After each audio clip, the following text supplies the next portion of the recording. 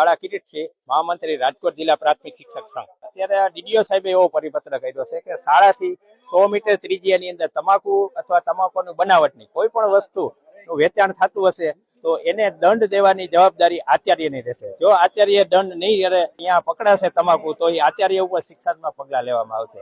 તો આ પરિપત્ર સામે અમારો વિરોધ છે. કેમ કે અમે ત્યાં વર્ષોથી નોકરી કરતા હોય, એ ગામ લોકોના સંપર્કમાં હોય, તો અમને સંઘર્ષમાં ઉતારવાની વાત છે. બાકી 30% બહેનો હોય છે આચાર્ય તરીકે, તો આ બહેનો શું પાનના ગલે જઈ અને આ દંડ લેશે? આ માટેનો અમારો સખ્ત વિરોધ છે. એટલે લોક જાગૃતિ માટે અમે ઘણા બધા કાર્યક્રમો કરી છે, શાળાની અંદર, શાળાની બહાર, કે ભાઈ તમાકુ છે એ નુકસાનકારક છે. બાળકોને પણ અમે કહી છે પ્રાર્થનાની અંદર, અને જે દુકાને જઈ અને પણ અમે બેનર પણ લગાડેલા છે કે તમાકુ ખાવું ના જોઈએ, આપણે નુકસાનકારક છે. આ બરાબર છે કે અમે પ્રચાર પ્રસાર કરતા હતા, પરંતુ અમારી ઉપર આવી જવાબદારી આપી છે તમારે એની પાસે દંડ લેવાનો. તો આ કામગીરી છે એ નશાબંધી વિભાગની છે. અમને શા માટે આ કાર્યક્રમમાં જોડવામાં આવે છે, એ અમારો વિરોધ છે.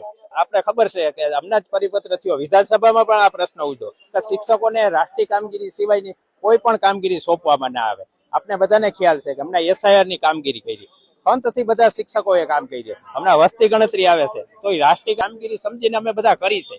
પરંતુ આવું જે વધારાની કામગીરી છે કે લોકો એ સંઘર્ષમાં ઉતારવાની કામગીરી આવે છે, એમાં અમારો સખત વિરોધ છે. થોડા દિવસ પહેલા એવો પણ પરિપત્ર ગામમાં કૂતરા પણ ગણવાના. રાજકોટ જિલ્લાના જે આપણે 4000 શિક્ષકો છે, ગામ દીઠ બધા આચાર્ય અને શિક્ષકોને આ કામગીરીમાં માટેના ઓર્ડર કર્યા. જો આ શિક્ષકો આ કામગીરી નહીં કરે તો એની ઉપર પગલાં લેવામાં આવશે. જો આ પરિપત્ર રદ નહીં કરે તો અમે રાજકોટ જિલ્લા પ્રાથમિક શિક્ષક સંઘ જે અમારો આદેશ આપશે એ પ્રમાણે અમે ગાંધી ચિંધ્યા માર્ગે જશું.